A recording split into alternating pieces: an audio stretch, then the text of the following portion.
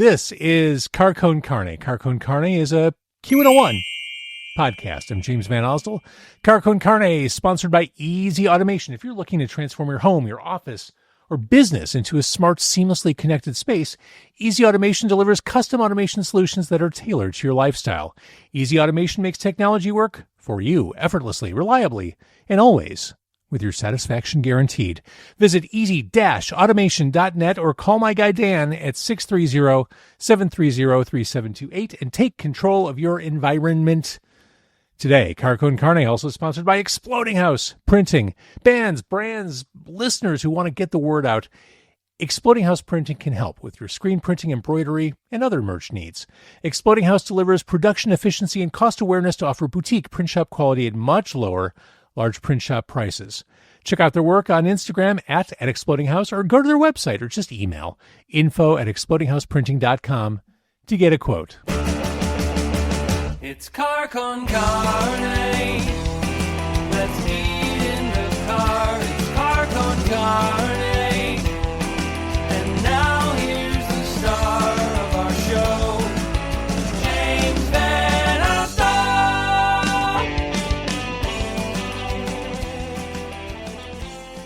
So yeah, back at it. I took a fair amount of time off relating to previously chronicled medical issues. Relating to my appendix. But as I'm recording this, December 6th, I'm feeling pretty good. I'm feeling normal-ish, and I'm hoping, staying optimistic, that things will stay that way until my surgery, my appendectomy, next month, mid-January. So this episode just made more sense to record in the home office as opposed to the car, because this is a year-end wrap-up show. It's not a best of. That's not fair to all the different guests I've had through the past year. It's just some highlights I wanted to share from the past year. This episode is really just a thanks to everyone who's been on the show and everyone who's watched, listened, or paid attention for even a fraction of time over the past calendar year. So yeah, as I'm recording this, over 80 episodes recorded in 2025, 60 plus of those were relating to music. So even if you take out the non-music episodes, there's an average of one music-related episode a week, which brings me to the point that Car Con Carne is nominated for Best Music Podcast in the latest Chicago Reader Best of Chicago survey. And these things are tricky. In the past, I've gone all out, reminded people over and over again on social media, hey, deadline's coming up, you got to vote. No one likes that. I don't like doing it. So I'm just going to put it out there in this episode. If you took any value from Car Con Carne over the past year, if you find it to be appropriately the best music podcast in Chicago, I would love your vote. I would love your support. Obviously, recognitions like that go a very long way for a self-run, independent endeavor. So the Chicago Reader's Best of Chicago survey, vote Car Con Carne for Best Music Podcast. So that out of the way, I want to go through some memories, some highlights from the past year. And since I can't cover everything, I'm going to wrap up this episode by literally going down a list of every single guest who's been kind enough to join me on Car Con Carne over the past year. I am grateful to every single one of them. But to begin, I want to go back to the very first episode that happened in 2025. It was recorded the first week of January, recorded at Livewire. I love Livewire. And I was joined by writer/author Josh Knoll, who had just released the book Malort, The Redemption of a Revered and Reviled Spirit. Absolutely must read. Fascinating story. When you read this book, you'll be left with the impression that there is no reason that Malort should have made it to the 21st century. Every conceivable obstacle was thrown in the way of Malort, and here we are heading into 2026, and Malort is what it is. But to start at the beginning, I mean, for people who don't know, for people who are still afraid, I asked Josh, what is Malort? For someone, just starting with the basics, for someone who's never had Malort, you kind of described it, the astringent, bitter, but what is this as a spirit it goes? Mm-hmm. It's very simple, actually. So it's neutral spirit, meaning basically vodka, aged on wormwood, which is a bitter herb, and then it gets some sugar to balance it out. So this is basically an expression of wormwood. So it's very herbal, and wormwood is bitter, so it's very bitter too. But yeah, it's really a very simple product and has a lot of precedent through generations and generations, and especially European drinking culture, a digestif kind of thing, settles the stomach after dinner. Sort of gets the taste buds going, gets the stomach going. Wormwood is believed to have medicinal properties. I am a firm believer that it does settle the stomach after you eat too much, which is actually how I even came to have the idea for the book. I keep a bottle at home, unironically, because I enjoy it. And one night after too large of a meal... which is what we do in Chicago. Darn right, buddy. I cracked my bottle of Malort to sort of settle the stomach and poured the shot in my kitchen, took that shot down and thought, I wonder if there's a book in this. And Malort reared its ugly head again on Car Con Carne early June. I went to Noon Whistle, where I visited with my spirit animal, their marketing director, Joey Jardinera, and he had just concocted, for reasons unknown, Butterlort. It was a combination of melted butter and garlic and Malort. And I went there and I tried it. Put your microphone down, Joey. Let's do this. Is this it? I want to get this out of the way. Okay. I want the conversation to be positive at some point. And this is just going to hang over my head. It's like a doctor's appointment. It's like... Like the bottle is greasy. When I make an appointment to see the doctor, I always schedule it for first thing in the morning. Because if you schedule it for like 4 or 5 o'clock, you think about it all day. That's thick. It's clumpy. Oh, it's clumpy. Oh, that one's not as bad. Oh, my God. It's clumpy. I don't normally do this, but this one's for you, Javo. Oh, my God. It's sitting on the top. Oh, God. Wait, no, Are we? Okay. I don't know. I don't want to do this. I don't really either, man. This seemed like a good... Would it make more sense to sip it in case things go horribly wrong? No, I think we got this. You don't believe in yourself? I believe in myself. Hang on, I'm going to move the camera real quick. I believe in you. I think you got this, man. Cheers. This is the Butterlort at Noon Whistle. It's got garlic in it, too, so... Fuck. Garlic Butterlort. Cheers. Oh, God, that's bad. It kind of tastes like Olive Garden dressing. Ugh. It's not fucking good. Sorry, I don't know if I can swear on this or not. Ugh. It almost like is good in a way. It's not. It's not.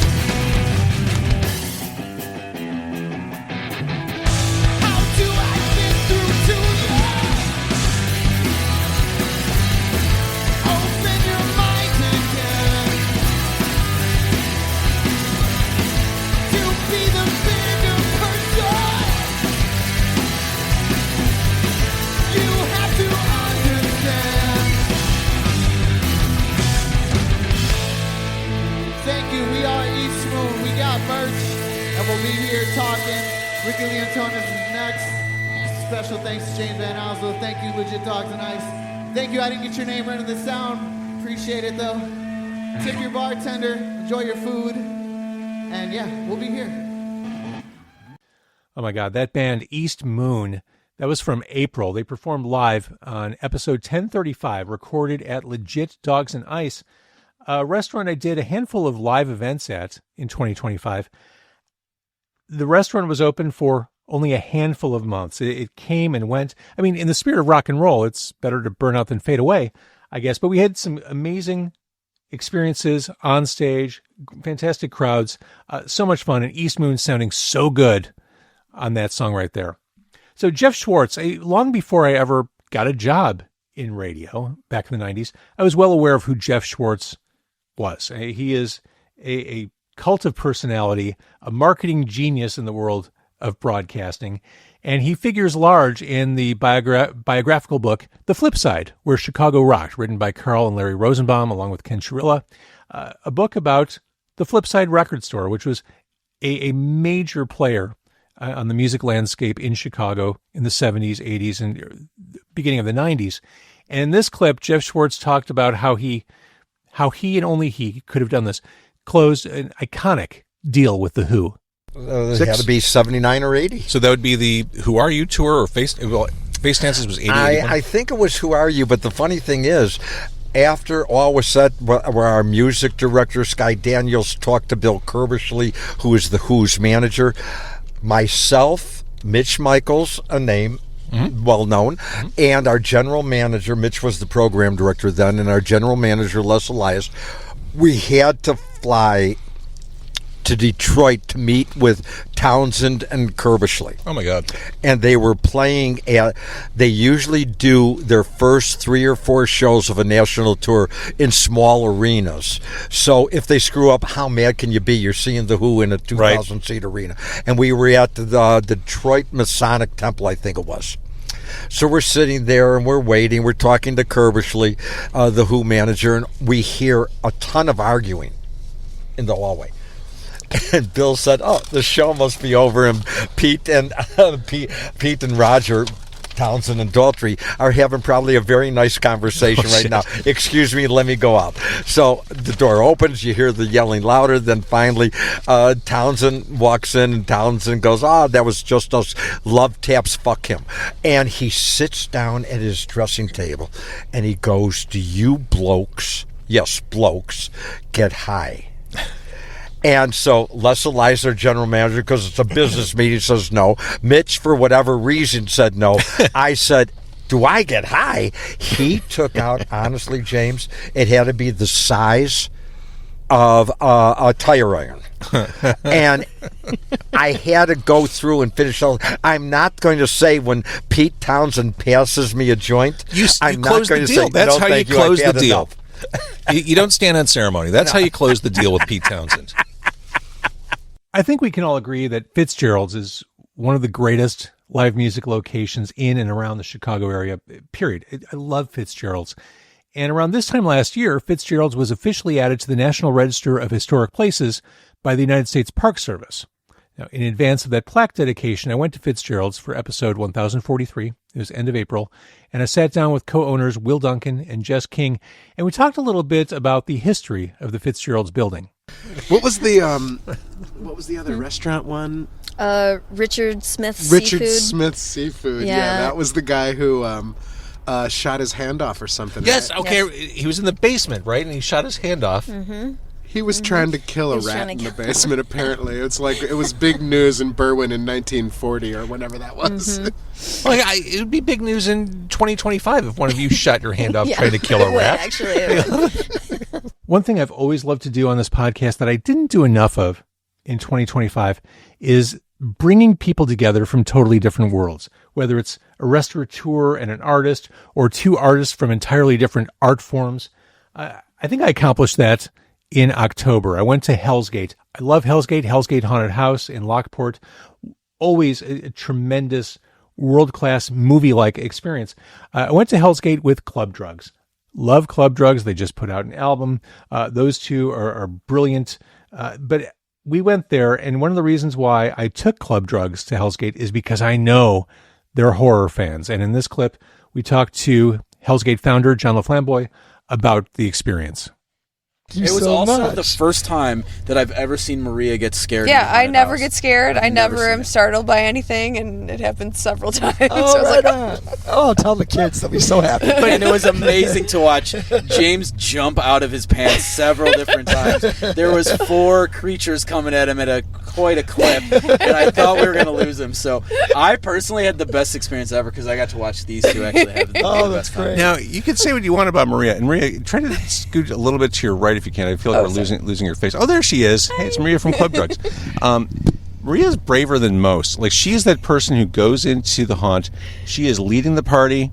She's the first one to experience everything. Like, nothing phases her, at least at first. Like, some people don't want to be, they want to be the people who are, like, grabbing someone's shirt in front of them. Maria's not that person. She is the party lead. Way to do it. First one in the pool. James was grabbing my shirt a couple times. No. But it was okay. It was warranted. I love having comedians on Car Con Carne, and this guest was literal years in the making. Kristen Toomey. She joined me in early August for episode 1066. I've wanted her on this podcast for a very long time, and in this clip, we talk about the path it took to get her here. I'm such a fan of yours, and I watched this podcast, and so when I was locked out of my Facebook... I was going to talk about that. Because I threw my phone outside during the pandemic. I threw everything outside. I got sober, and I just threw my phone in the planter. I threw everything outside, and then I couldn't... Wait, was this like a breakdown? Yeah, it was like or breakthrough. Okay. Prefer to say. And so this is 2020, summer of 2020, and lost my ability to get into that Facebook. So my manager, I just got a manager finally, thank God, and they were able to contact Meta and get me into the Facebook, the old Facebook page, and I saw a bunch of messages, but the one that stuck out was from you because I grew up listening to you, and I watched this pod, and I thought, oh my gosh, and I wrote you back 4 years later. Well, that's the funny thing. So I went to Zany's 4 years ago, and you opened up for Chris Redd. Yeah. And I thought, oh man, she's great. I wonder if she would do the podcast. And I think within 24 hours, I sent you a message asking if you would do it, and then it was a total message in a bottle. You appeared 4 years later. It washed up on my shores. And I was like, wow, I would love to. That's awesome. So I'm thrilled you're here. Now, as a comedian, aren't you supposed to have a regular podcast? I should have Isn't that part of the bylaws now? I should. This song's called 14,000 Things to Be Happy About.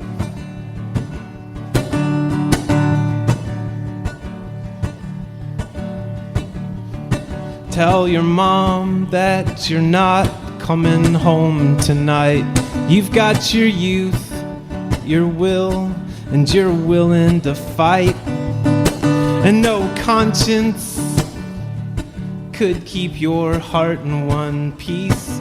When there's passion to be found, when there is stress, when there's release. So into the open air, you soak it all in and live your life like the world owes you something more than what you have.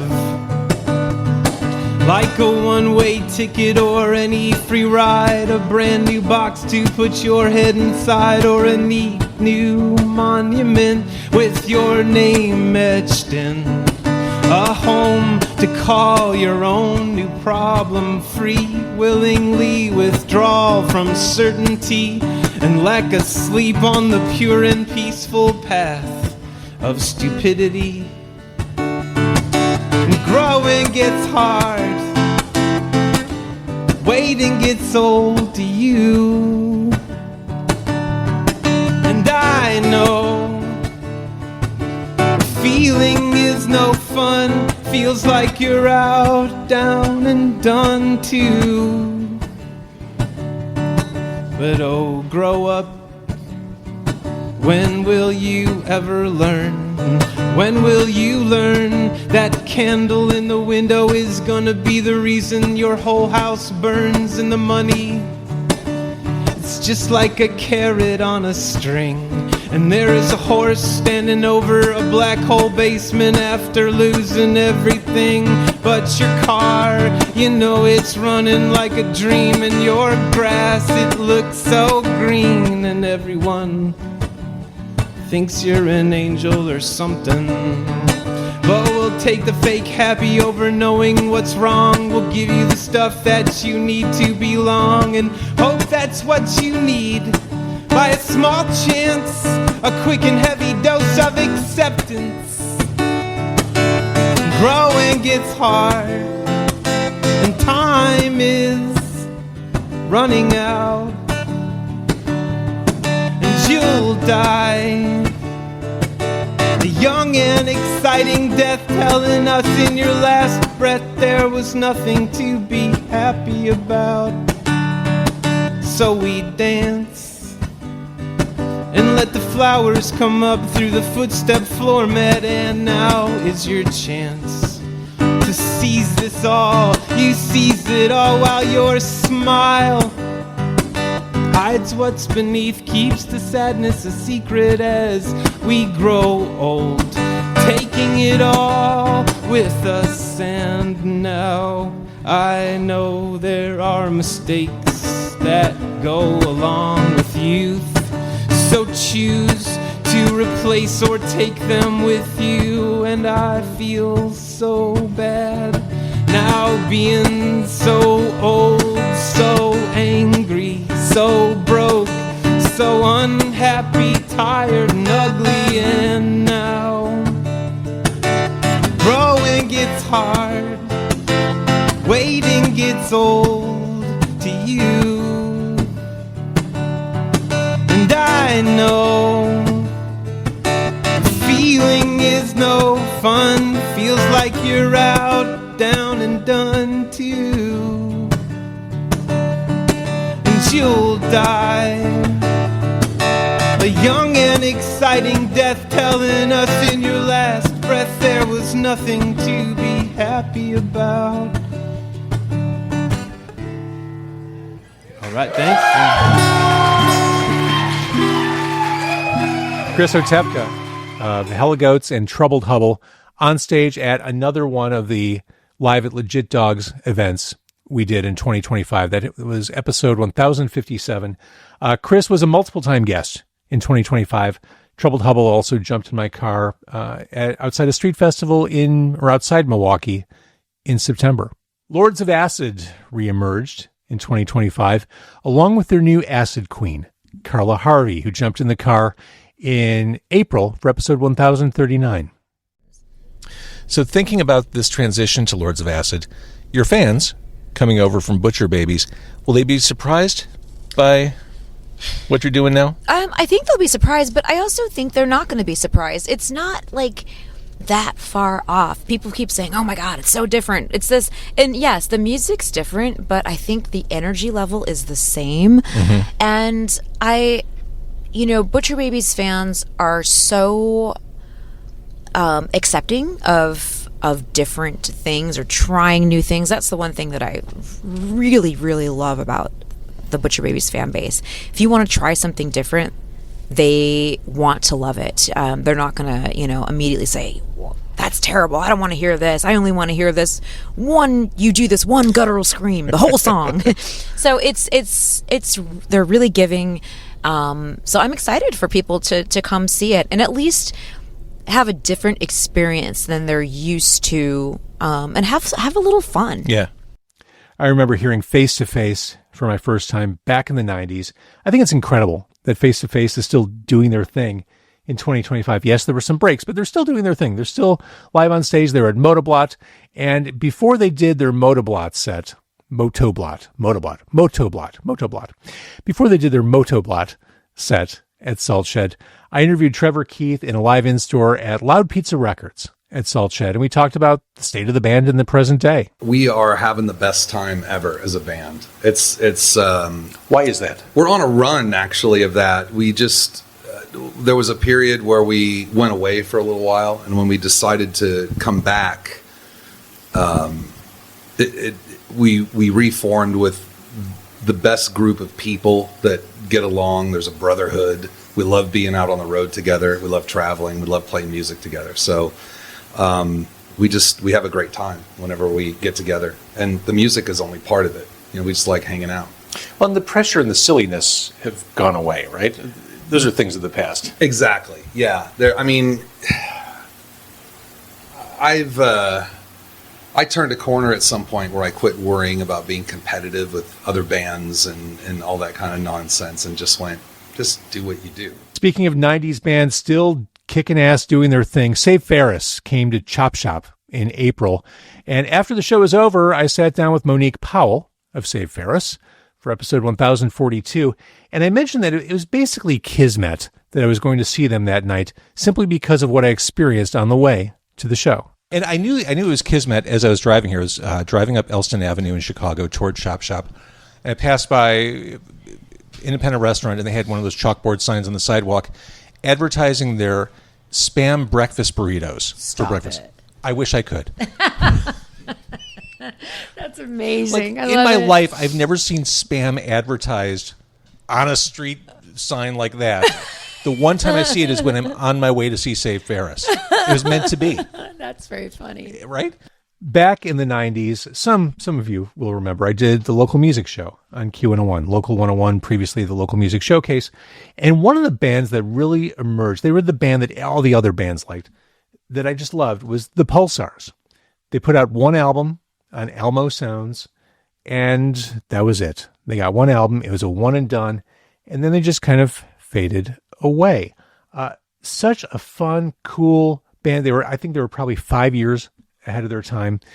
Pulsars are back, and main Pulsar man, Dave Trumfio, made that emphatically clear when I interviewed him in Wisconsin in September.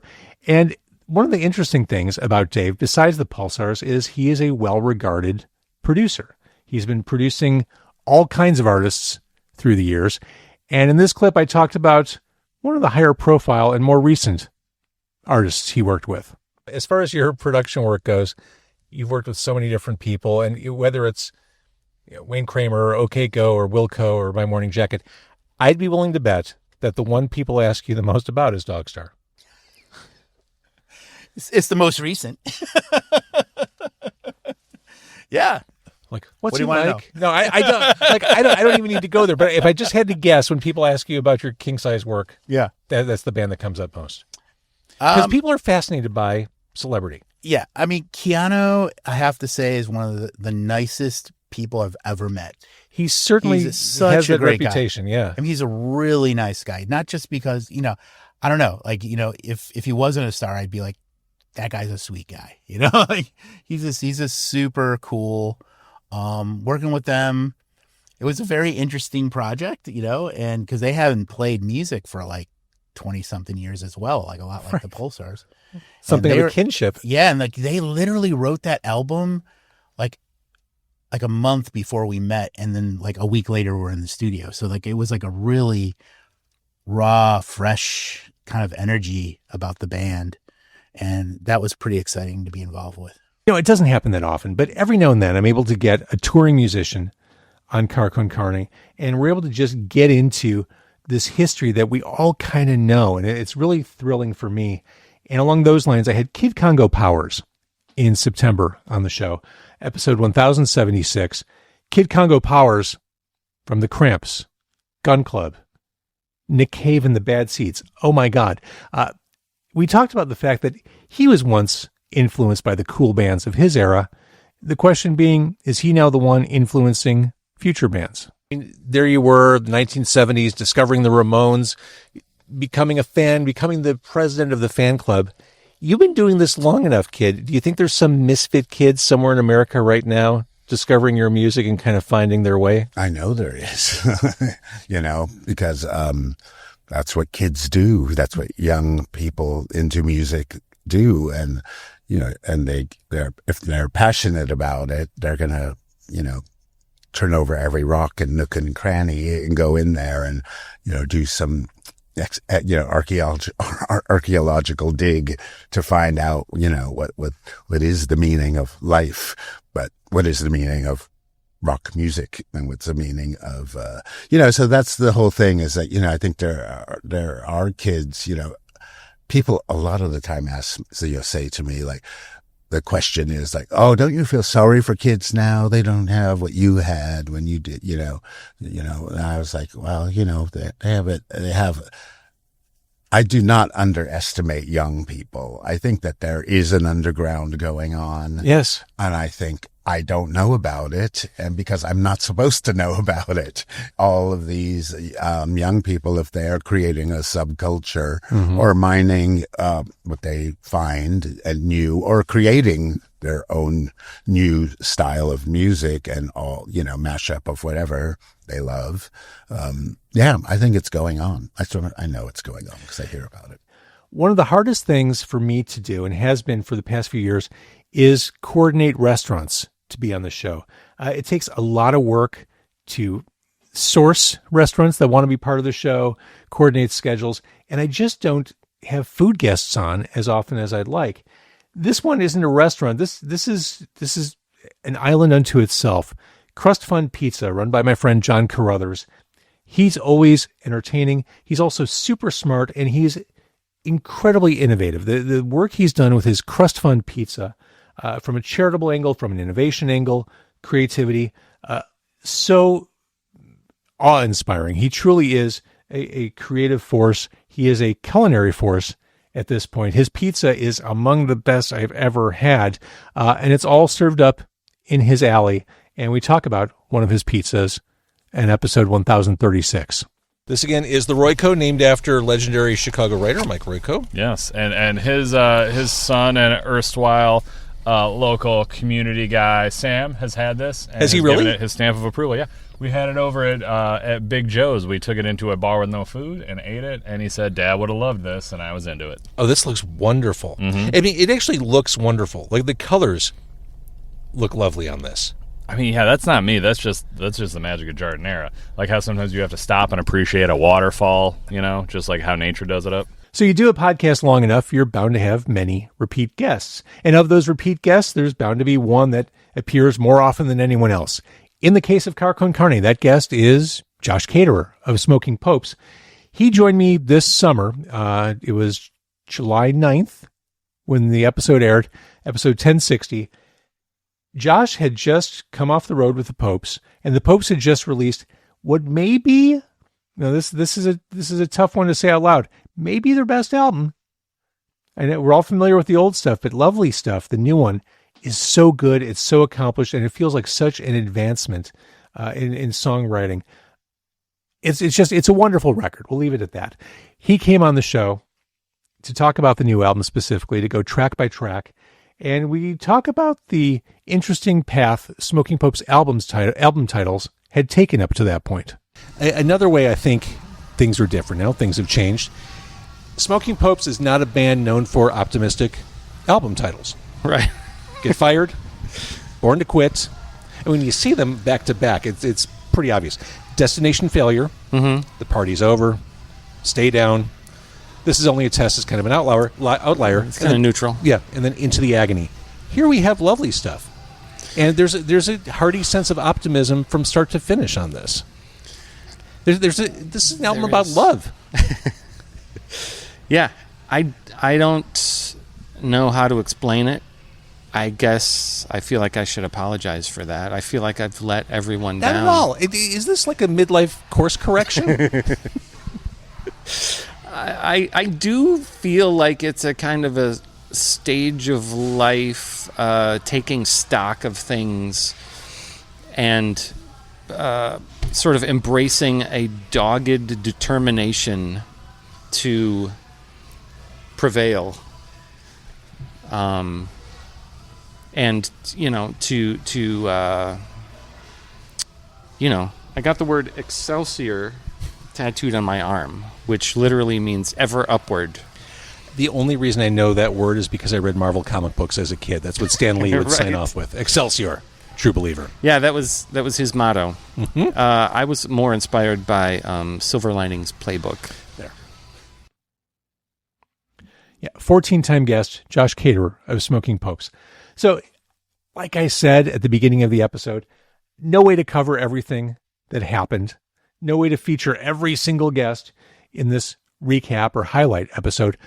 But I can rattle off the names of everyone who's been on, and that's what I'm going to do. This may seem boring, but I feel like it's something I have to do. I have to pay respect to everyone who's been on the show since the beginning of the year. And it's a lot of people. So here we go. And my voice is still a little trashed post hospitalizations.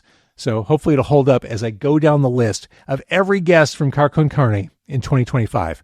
Josh Knoll, Dave Horniak of Livewire Lounge, Bill Jacobs of Peace and Hot Doug Sohn, Herb Rosen of Liars Club, McLuhan, Odd Whitson, Seances, Jeff Schwartz, Ken Chirilla, Dyslexicon, The Unmasked Coven, James the Boneless, Brian and Hazel Crum, Hypnotist Chris Jones, Dr. Daryl Wilson of the Bullweevils, Stubby from Lucky Boys Confusion, Bronze, River from White Rabbit Object, The Beer Nuts, Violets, Calico Loco, Fax, 13 Monsters, Evan J. Thomas, Opal Vinopal, Jean-Francois Alcalia.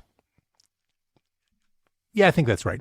East Moon, Chris Pienta, Joseph Christopher, John Carruthers, Siren Records McHenry, Comasoft, Lords of Acid, Jake from Threadless, The Spectral Silhouette, Save Ferris, Fitzgerald's, With Patience, Atlas Moth, Afrofuturistics, Your Mom, El Bisonte, Bellhead, Karen Shook, Aaron Williams, Sincere Engineer, Chris Bongat, Derision Cult, Obscurity Brewing, Kevin Kellum, Noon Whistle, Danimal Farm, Mark Esses, Taste of Randolph, Daisy Chain, Glory Days, Bad Candy, Chris Otepka, Eric Oren, Face to Face, Flake Michigan, Smoking Popes, here we go again, Lucky Boys Confusion and the Bullweevils, Stephanie Sack, Staring Problem, Time Thieves, Dave Suh and the Dirty Wings, Kristen Toomey, Steve Delinsky, Christian from Busy Beaver, Lollygagger, Flowers at Her Feet, Coyote Man, Inc. 180, Wild Dogs Comedy, Wonderlick, Friend of a Friend, Broken Robots, Alexis Plain, Gina Barkle, Venus Club, Kid Congo Powers, Andy Bagwell, Mike Fellamley, Francis May Ling, Devin K. and the Solutions, Troubled Hubble, The Pulsars, Jacob on the Moon, Bass Drum of Death, The Oohs and Ahs, Club Drugs, Hell's Gate, Noon Whistle again, White Rabbit Object, The Volo Antique Mall, The Flock, Sam Russo, and then the guest hosts and all their guests, Kevin Kellum with Greg Prado, Bellhead with Martin Atkins, Evan J. Thomas with Now It's Dark, my daughter, Fiona VanOsdol, she hosted a show, Kevin Kellum with comedian Adam Burke, Jaime Black with Stuart Hicks, Kevin Kellum again, overachiever, with the Sklar Brothers. That brings us to the present. Thank you so much for a great year.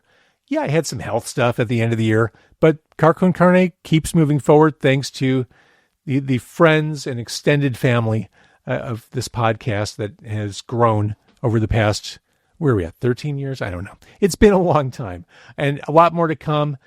Again, I'll mention it. This will be the last time I mention it. Car Con Carne nominated for Best Music Podcast in the Best of Chicago survey, Chicago Reader. Go there and vote if you feel so inclined. If you feel even more inclined, tell a friend. Support like that, recognitions like that go a really long way for humble indie podcasts like this. Thanks to everyone who's been supportive, not just of the show, but of my goofy health situation at the end of the year. I'm getting better, and I'll keep getting better, and I really value all the correspondence I've had over the past couple months. Anyway, thank you. Hope you have a wonderful holiday season, and I wish you a prosperous, healthy, and happy 2026.